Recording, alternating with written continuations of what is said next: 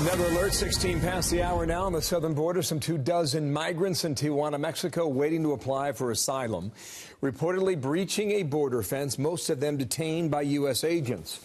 All this coming only days after a new Mexican president takes office, and he has his work cut out for him. Kevin McAleenan is the Commissioner of the U.S. Customs and Border Protection. Mr. Commissioner, good morning, and thank you for your time being here today. We're getting a lot of stories, including one where we saw some kids and it looked like a family of 6 that were literally dropped over an 18-foot portion of the wall, 18 feet high. What do we need to understand about what's developing on this now, Commissioner? Yeah, good morning. Thanks for having me. We've got a challenging and still potentially volatile situation in Tijuana. We've got over 7,000 migrants there. They were well organized. They were brought to the border by a group that told them they'd be able to cross easily into the U.S.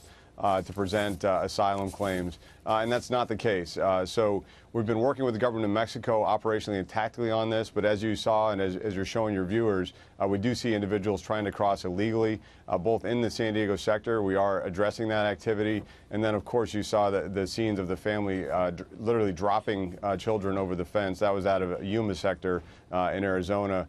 Also interdicted and apprehended by Border Patrol agents. Let me just stop you there. It remains a very challenging situation. We've got some surveillance video. I think it shows it. We'll just go ahead and show our viewers that. Do you know what happened or what came of this group? Yeah, so they were apprehended and taken into custody. They'll be turned over to ICE for appropriate processing.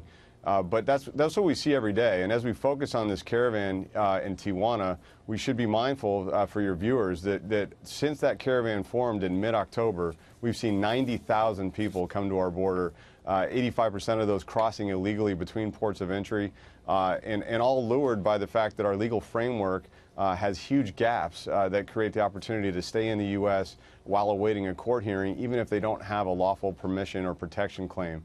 So it's a huge challenge that we need to work with Congress to address. It sounds like the situation is getting worse and not better.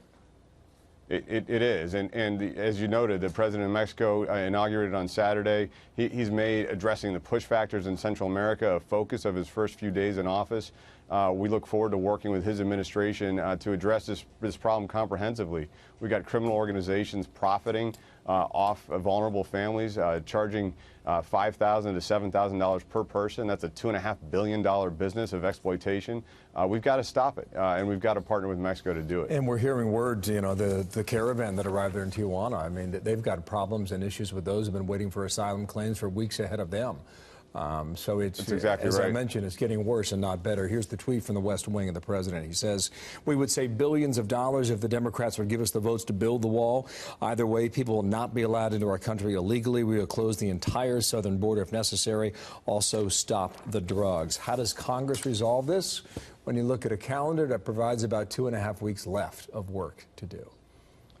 Right, and obviously we have a solemn week here in Washington, and it looks like they're going to give themselves a little bit more time to solve our budget over the next 2 weeks. But absolutely, wall funding is critical for CBP. These areas where we're seeing breaches in San Diego sector with some of these caravan migrants coming over are areas where we're trying to replace with a modern border wall system. So it's you know, direct representation of why we need that improved infrastructure at the border. And a lot of health issues, too, among these camps on the Mexican side. Sir, thank you for your time. It's good to have you on, Commissioner. Thank you. Good to be here. You bet. Thanks.